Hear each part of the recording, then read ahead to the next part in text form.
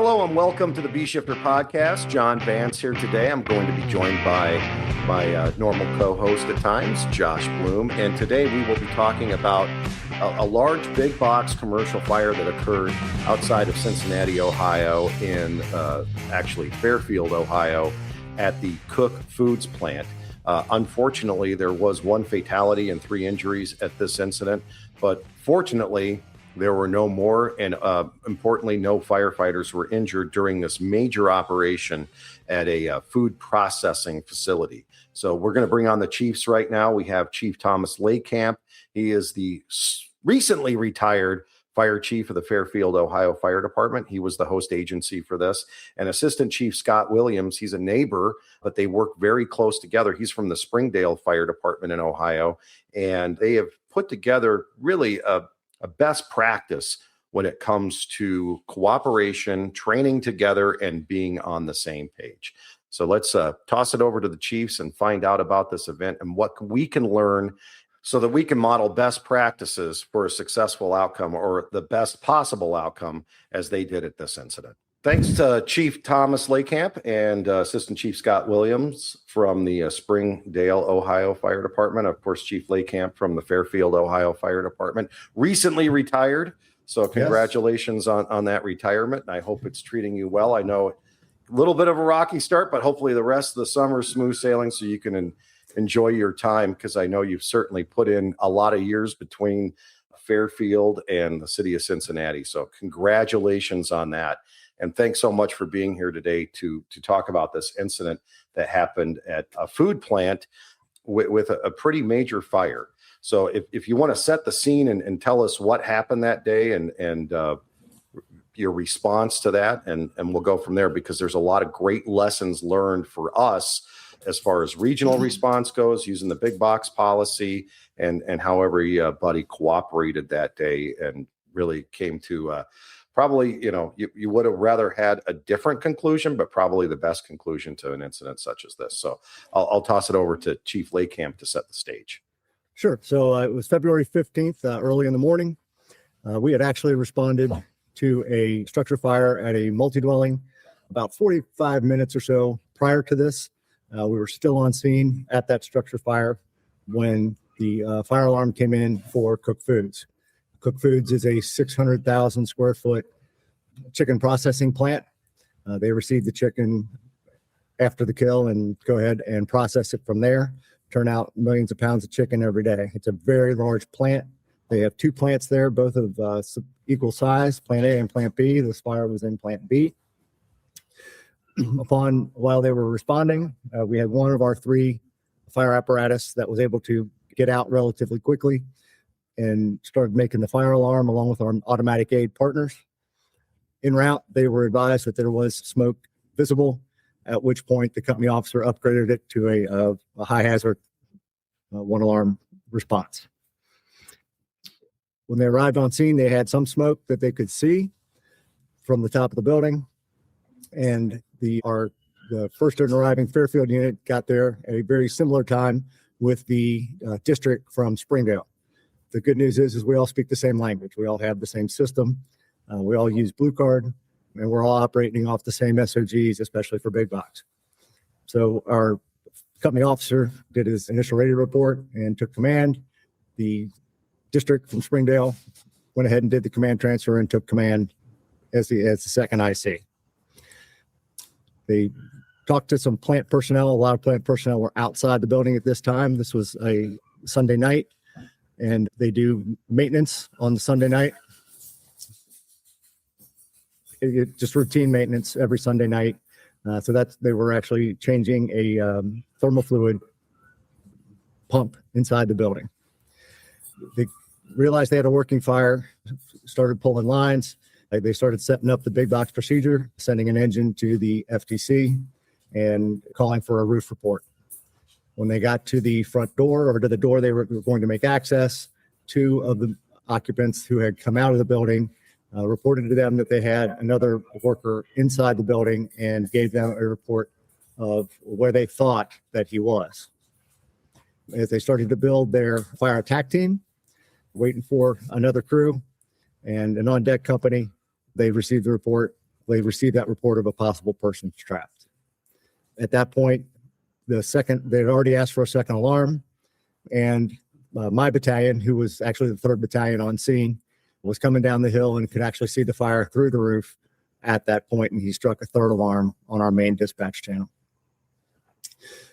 There was some communication between the fire attack team and command about, where they thought the victim was, and they made entry partially into the building and met with untenable conditions and quickly retreated out of the building. And we went defensive from there. When we finally did get the radio or the roof report, we had about a 75 yard by 75 yard hole through the roof of the building. So, if we had that roof report a little earlier, they would not have made any entry at all into that building. And Chief, why did the victim, the fatality, end up going back into the building? So he had evacuated at one point, but he had not. They were very familiar with working with each other. The 4 people that were inside the building, they had a fire. They had the flash fire, and obviously quite a significant fire. And he met up with the other supervisor, and they had a plan that he was going to go and turn the ventilation system on to get rid of the smoke that was in the building. So that was the last conversation that they had, and he was heading that direction. Whether he actually got there or not, we still don't know at this time. But he was not found in that location where they thought he was.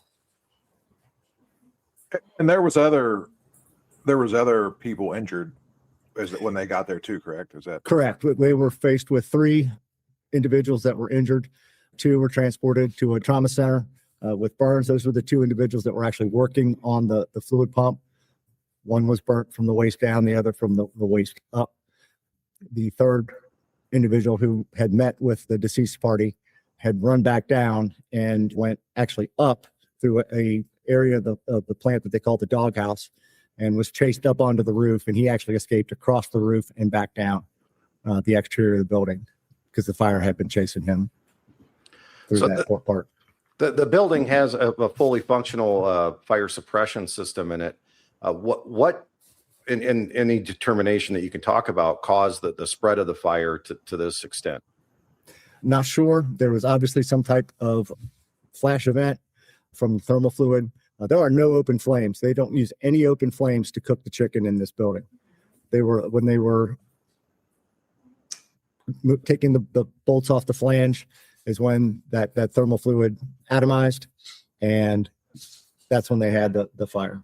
Chief Williams, you were part of the command team for this. When did you get there, and what did you see on your arrival, and what was your role on the command team?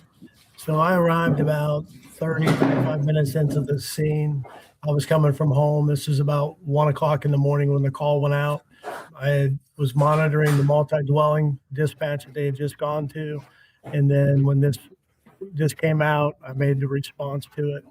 When I arrived on the scene, I just became a command aide at that point. He already had a couple of aides in the car, one of the Fairfield deputy chiefs with him. And then I just kind of supported him as kind of that senior advisor role, handling things that he needed, making sure we got apparatus in the right place, aerial devices around the building, and then just ensuring that backfills were happening at the mutual aid departments because there was so much mutual aid that was called in, and then just trying to make sure we had everything built out appropriately for the big box procedures. The picture that we're looking at, if you're joining us on YouTube, has a pretty good idea using the UAVs on the extent of the fire. This building was not a total loss, though, at the end, right? The fire was contained to a certain area, and there was still usable parts of the building, I understand? Correct. There's 75% of the building that still will be able to be utilized. They had offices and some administrative portions that were pretty much unscathed, and will be able to be utilized as well.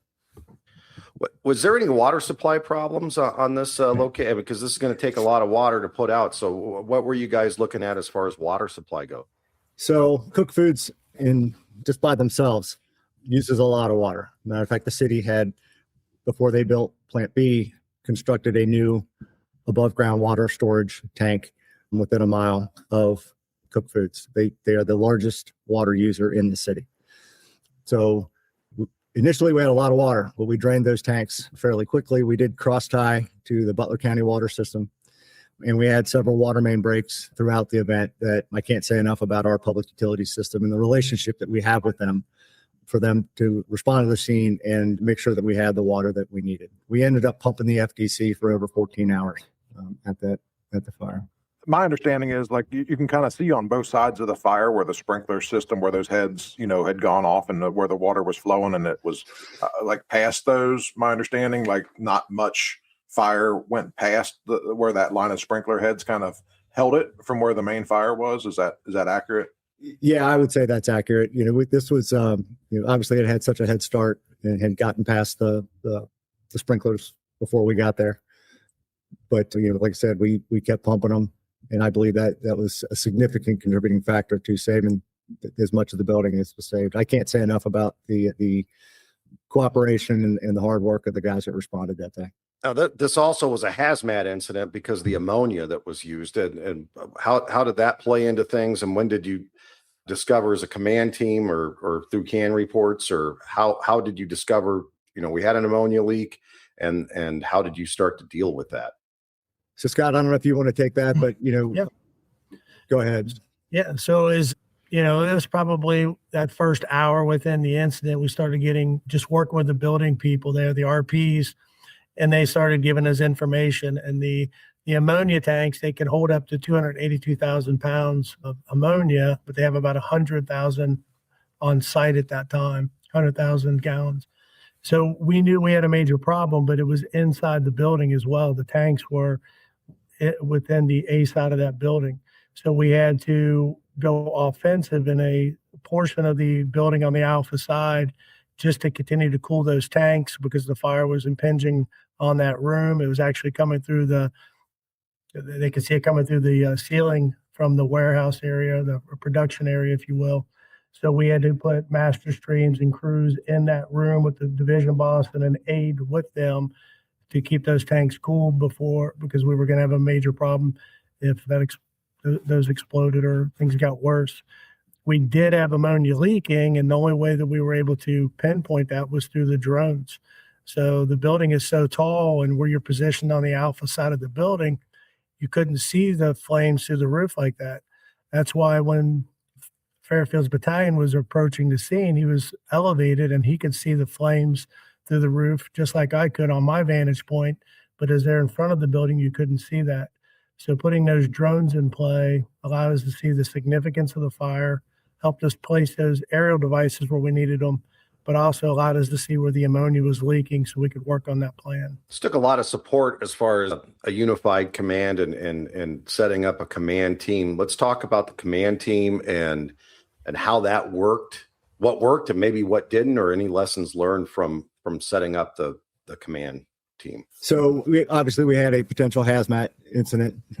So we needed a hazardous materials team. Fortunately, Butler County has a hazmat cooperative that the departments contribute resources and personnel to.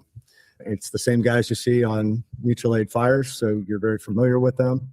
I cannot speak enough about the service they provided that day and that morning and that day, along with our EMA. Our EMA was vital in pulling other resources together that we needed throughout the day. They were able to integrate right into our command structure. We were able to set out area arrays so we could monitor the ammonia within the air surrounding the plant, as well as the drone team to be able to get up top and really get a good situational awareness of what we actually had going on. Well, first of all, let's talk about the IC because there was an initial radio report, follow-up report. Then pretty quickly after this, we had IC number 2 arrive. Let's talk about IC number 2's positioning and how they ramped up the command team. So IC number 2 was actually from Springdale Fire Department. Like I said, we are truly one regional fire department if you really want to get down to it, and we're all tied together by our command system.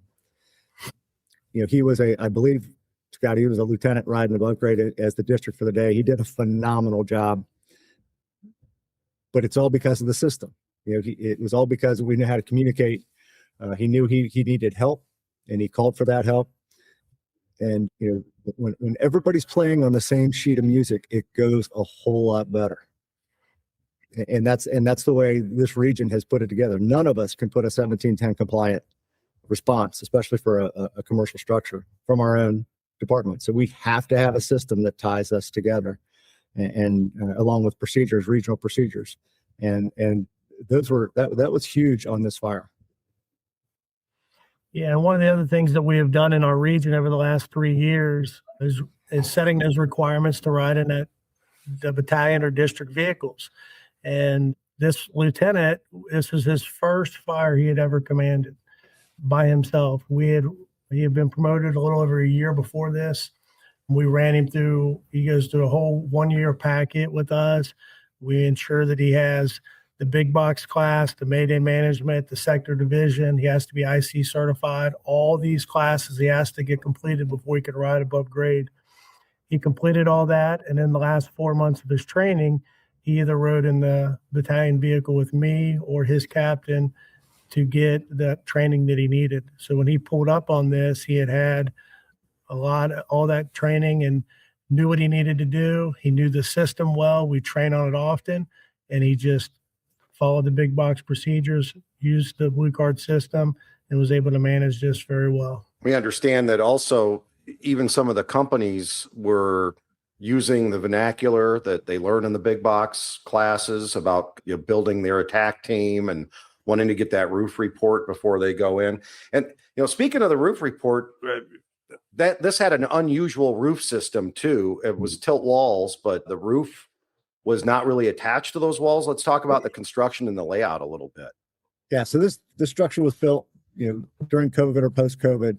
So Plant A, which is the 600,000 square foot building to the front, is all steel bar joist truss, where it's tied into the tilt slab wall for roof support. When they went to build Plant B, they were unable to get any of the metal bar joist roofing components because Amazon had bought them all. So the structure was actually 18 to 24 inch steel I-beams in 50-foot pods. Much more substantial construction than any of us thought. We thought Plant B was built exactly like Plant A. And fortunate for us, it wasn't. But we didn't know that, right? So while the tilt wall was not a structural component per se, it still will fall on you and kill you if you have degraded the connections. So we were very cognizant of staying out of the collapse zone of those tilt wall structures. Talking about the response profile a little bit, then, did you say it went to a third alarm? Yes, it was a third alarm. We ended up having 19 separate fire departments and 98 firefighters. Oh, so that's a huge response. I mean, that and coordinating all of that takes a lot. So talk about the work that went in. You alluded to it early on, just the cooperation, but the work that went into this before the response to have that cooperation, that training, the common language, the common platform for communications, understanding what resources are there, information sharing. How does that look before the call even comes in? I think the thing was the commitment to the system, right? The commitment that we are going to run our fires using this command system, and all of the chiefs agreeing to that, and not just agreeing to it, but insisting upon it. I can go back 3.5 years when I came to Fairfield, and one of the questions I asked the battalion chiefs, that I just asked him how he ran a fire. And he kind of looked at me and was like, well, I don't know that I know how to describe that. It's pretty much what we've done in the past. And so that was the key for us to adopt and go with Blue Card. And, we were pretty much playing catch up with the rest of the region, especially where Fairfield sits, in southern Butler County, in northern Hamilton County. that has gone a long way in this region for fireground communication and organizing a fireground and organizing essentially one fire department with a whole bunch of different names on your sleeve. And so the commitment of the chiefs collectively to agree that these are the procedures we're going to use. This is the system we're going to manage a fire with. And this was the perfect example that it doesn't matter what it says on the side of the fire truck when the second IC or even the first IC arrives, as long as you're playing on the same system. And it is so much better service for the community. It really is, because they don't care what it says on the side of the fire truck, right? As long as you get there, you provide good service and you do a good job. And the only way we do that is we all play on with the same playbook. And then we have to insist upon it, right? It's one thing to say, yes, this is what we're going to do, and here's the rules. But then you have to be able to critique your work, right? And critique each incident that you go on. Every structure fire dispatch in Fairfield gets a critique on how we did, not just with following our command system, but also how we did with deploying the lines and our tactical activities as well. Scott, you want to? Yeah. And so Fairfield is in Butler County and Springdale is in Hamilton County. So we're crossing those county lines, and without that standard command system and the policies that we have adopted in Hamilton County, we have 8 regional policies just for structural firefighting and stuff that we're following now. Those policies, Butler County has adopted those same policies. So when we respond to these fires, we're all operating on the same system. We know what's expected. We've worked with our communication centers to link the CADs together. We used to have a significant delay in being dispatched to Fairfield, even though we're right, they border our city. It would take 4 to 6 minutes sometimes to get the dispatch. Now the CAD systems are linked together. When that dispatch goes out, Fairfield's dispatch knows our units are available. We get the call at the same time they do. And that's how our district car can, depending on where the fire is in their city, will arrive before their battalion. And then it does, the system is the system. So when you arrive, we just plug you into the system. So if Fairfield's battalion arrives in my city first, they're going to be the incident commander. And then we're just going to fill a division role. So when our district car would get there. So we just all work well together. We do an after action review, like you said, after every fire. We look at that and use the blue card after action system. And we're able to send that out, and everybody's able to look at those fires and look at the lessons learned. And like Chief said, we look at it at the task, tactical, and strategic level. What did we do well at those 3 levels? And what do we need to improve upon? Chief, I think a big thing on this, in this after action, like 95% of everything that's in that after action is educational from a stance of reinforcing good behaviors, and this is what it should look like. And I think it's important that when we talk about actually having the discussion, especially when we're working with our neighbors and having that relationship, that the after action isn't a what went wrong. The after action is, what can we reinforce to make sure we continue to do and do well? And then, just as you said, where are areas for improvement, or that we could share with other people who may not know where we can do better. So I think that's a huge factor when we look at this regional response of, I don't know, probably 50 something fire departments now between 3 or 4 counties that are operating on a similar playbook, right? And if they're not all totally there, they're getting there, or they're going to get there at some point. And then that just makes it that much better with that after action reporting piece. I think of everybody has the same expectations. Everybody's trained the same way. So there's not a question of what we were supposed to do when we evaluate an incident. Yeah. And I think, you can't overemphasize being trained the same enough, right? Chief Williams and I, work really hard to make sure that our they call them districts, we call them battalions, same rank, same thing. Our second arriving ICs are trained the same, right? Because that makes it a whole lot easier for me to go to my city manager and say, hey, we had this fire. Springdale's IC ran it, and here's why, right? He beat our guy in. I know how he's trained. I know the training he's received.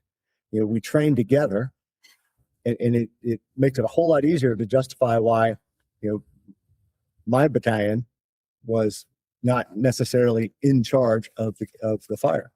It just provides a better service, and since we're all playing on the same system and training the same with the same qualifications, it just makes it seamless for a regional approach. So you got your lieutenant is IC number 2, even as well trained, even if he was very, very experienced. This incident of this magnitude is going to overwhelm any IC if they're going it alone. Talk about how the command team was set up and then some of the challenges they had, because in addition to a hazmat, then there was also some other special operations issues that came in. You were dealing with emergency management. You were dealing with some EPA and some contamination issues. So how was that all dealt with from the command post, and how did you support IC number 2? Well, we got the Butler County command van there, and was able to get that set up on the Alpha side and have some more logistical help there, right? And we're in a better environment where we all could be together, because initially there's 3 or 4 people in an SUV, which became, had its own challenges. So once we were able to move that up to that command van and have the extra help there, we got the USAR team there with the drone in the air and working with all those people, having a representative in the command post, giving the incident commander the live view. We were able to then give information out to the tactical bosses, which were then able to give it down to the companies at the task level to make sure the work was being done. One of the other things that you have to consider here is when they pulled up initially, they've got 3 patients right off the bat, plus the victim in the building, right? So when you got critical burn patients and stuff, those medics are going to need drivers. So how are you going to get them a driver for that transport? And so they did a very good job with that. They had 4 medics on the initial dispatch and 3 patients. So the one medic crew split up and put drivers at each of those first 2 medics that had the burn victims. And then the 4th medic took the medical patient that did not have the burns, and we were able to get them transported and give them the appropriate care that they needed. This was by far one of the most complex fires I've been on in my 30-year career. And for the lieutenant to get it on his first fire as an incident commander by himself, and he'll never top it again. But we all just sat there together, worked together, and supported him. Not one time did anybody take the radio from him or anything. He held on to it till the next morning when we swapped out crews on the scene, and they gave it to the oncoming Fairfield battalion chief at that point about 8 o'clock the next morning. Let's talk a little bit about regionally how those positions are filled with response chiefs, because we hear that a lot of, how did you fill all those positions? We don't have that many people available. And, I think it's important to share that message. We did not used to have a lot of district chiefs or battalions on the initial alarm, right? Now we have them we put 3 minimum on the initial dispatch, and then we add additional districts or battalions to each alarm assignment to make sure we have supervision there to make sure the work is being done. Again, we set those criteria, what those minimum requirements are. Then we have a list of what we suggested requirements we'd like to have them have. So there's 8 classes altogether we want those battalions and districts to have. And when they do that, you're able to manage these fires of this magnitude. Go ahead, Chief. Yeah, in Fairfield, we had 3 deputy chiefs and me, and we rotate call. So somebody was always on call after hours and on the weekends. So any structure fire dispatch, you automatically had you have your 3 on the initial dispatch, but then you also have a staff officer coming from home. I happened to be at my cabin about 2 hours away, so I was pretty delayed in getting there for the fire. But then we also have other regional battalions that if they're sending an engine, they send the battalion with them. So there's sometimes we will get at least 3 and maybe even more on that initial dispatch. And it's nice to be able to put a support officer or an aide with that initial alpha sector boss. So you ended up calling the USAR team in, the Urban Search and Rescue, Technical Rescue. What was their role there? How did they coordinate, and why were they called? What was their function? Okay, so it was a Hampton County Urban Search and Rescue UAS team. It's the drone team. They are a part of Hampton County Urban Search and Rescue. That's what actually I wrote my thesis on it, about putting a regional drone team together, and we were finally able to do it. But they were requested for situational awareness.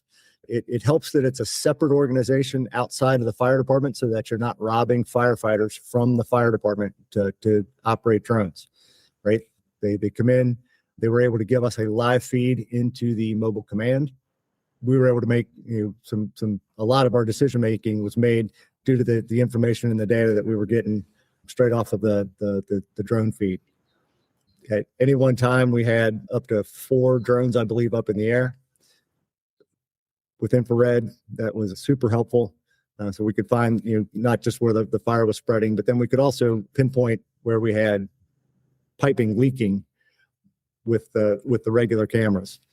There's tons of in miles of piping throughout, as you can imagine, through a plant like this that not only has to do refrigeration, but it's also doing all the thermal oil as well as the heating oil being piped throughout the plant. The plant had 5 independent processing lines and getting ready to put another one online. So the drone unit is a regional asset. It'll go in any of the 6 counties within southwestern Ohio. And this is not the first fire that they've been called out to, but they're really able to provide that overview and the situational awareness for the incident commander right in the command post. He could put it to his phone if they wanted to. It also helped that through the USAR team, I was able to procure 2 structural specialists to come in and kind of give us a good idea to evaluate the structure, where we could and couldn't go after we had the fire contained. They were incredibly invaluable in dealing with the corporate people from Cook, as well as their building managers and plant managers, to discuss the construction of the building. And it really allowed us to make the recovery once the fire was contained. You had mentioned 15 plus hours of pumping the sprinkler system in all. What was the duration of this incident? So it came in at midnight on the 15th. We had the fire under control by, I'd say, noon. And we started releasing units and got down to pretty much just Fairfield units. Obviously we backfilled. We had a recall until 8 or 9 o'clock on the 17th, the morning of the 17th. But most of that was just standing by and just seeing if anything flared up. Chief Lakamp, you've been at this a long time. Yeah. And if you look at how this operation went, and you compare it, and it's not to throw stones, but it's really the more we know now compared to what we knew even 10 or 20 years ago. What improvements do you think? I mean, besides the relationships to make this the most successful outcome as possible? It's the abandonment of residential tactics at a commercial fire, right? I can tell you years ago, we'd have grabbed an inch and a quarter or a 2.5, thinking we were going to go in there and put this fire out. And, like I said, had this building been built like Plan A, we'd have been wearing it. It's the big box procedure that we actually have a procedure for buildings like this now. We didn't have that. We haven't had that till just a few years ago, right? We kept doing things the way we were doing things and applying residential tactics. Viewing the fire suppression system as firefighters on the ground, right? Anybody that's heard Shane Ray talk, he talks about the 8 little firemen that are in there putting water on the fire before you're even out the door. Realizing that and then supporting that, right? Getting there and making that priority before you ever cross the sill that you're pumping the FDC, right? You've got that roof report. You've got your fire attack team and you got your on deck company. Having a system, having a process, having a procedure. We didn't have that 20 years ago. I would say we didn't have that 10 years ago, or maybe even 5 years ago. It's a way to go to work at these buildings that I don't know. We just didn't think of it before, or we're actually putting it all together now. Thank you so much for sharing this, because I think it's a great lesson learned for all of us, how the system comes together, particularly among 15 fire departments, 98 firefighters, prolonged incident length, best possible outcome. Unfortunately, there was a fatality, but I think in the after action, it was determined really nothing could have been done to help that person in spite of any efforts that had happened. So in closing, what input do you guys have for us, or anything else you'd like us to know about this incident that you'd like to pass along to the B-Shifter listeners? I think, if you have these structures in your jurisdiction or in your neighboring jurisdictions, you have to do a couple things. One is you have to train on them. You have to have a policy. You have to have a policy that not just your department knows about, right? That, had we just had a City of Fairfield policy, this outcome would have been much different, and this fire would have been much different. Get the information, right? Get to the big box class. That was a hugely educational class for me after 30 some years in the fire service. These buildings aren't going away. We actually have an app with Cook Foods that will go to the iPad on the usually first arriving company that tells them where the fire is and how far it is away from the closest door, so we can evaluate our stretch. We need to hopefully be able to share that with our partners, sharing that information, sharing the pre-plan information, and getting out and looking at these buildings and getting in them as often as you can. Yeah, and I think without having the training that we did from the big box workshop, and this what Shane had taught us, all those things were going through my mind as I'm standing in front of this building and helping our command team make those decisions. Not only do you have to make sure that you have a policy, but you got to follow it, right? You give those assignments out, and you got to make sure things are done before you make entry. Just because you assign somebody to the FTC, just because you assign that roof report, you got to make sure you get those reports back. You have to have confirmation the FTC supplied before you make entry, and just being disciplined. We just have to really slow down on these buildings, and that's hard for us to do. We want to fix things. We want to go to work quickly, and it's not a residential building, and we just have to remember those things. And when you follow what we've been trained to do, you see the majority of this building was saved, and they're going to be able to rebuild it. Yeah, and I would even comment on that it's not in our nature to slow down. It's just not. However, this is the building where you have to slow down. This is a hazmat building. It was literally a hazmat building, but you got to treat it like a hazmat run. Right? You need to slow down, get your things in place before you ever make entry into that building. We've added to our tactical worksheet. We have a box in the corner of the checkoffs of what we have to have on a big box before we actually cross that sill. So we've added that, and it just a reminder, or just as a memory jog to check those off. Josh, do you have any other questions or thoughts for the chiefs before we wrap it up today? No, yeah, just thanks for sharing this. And just because I'm still in this region, I think I hear about them here more than anywhere else. But I think there's been a dozen or more big box fires probably in the last 18 to 24 months. And I think we've all learned something from all of them, or when I say learned, it doesn't have to be that it's something new, but I think we've learned that the system and the process that we have indeed works. So it's just reinforcing that. So these policies, procedures, guidelines, training has truly been tested under fire now, and we know that they're working, and we're seeing good outcomes. It doesn't mean that we're not going to look to change when we need to change based off of other critical factors or things coming about. But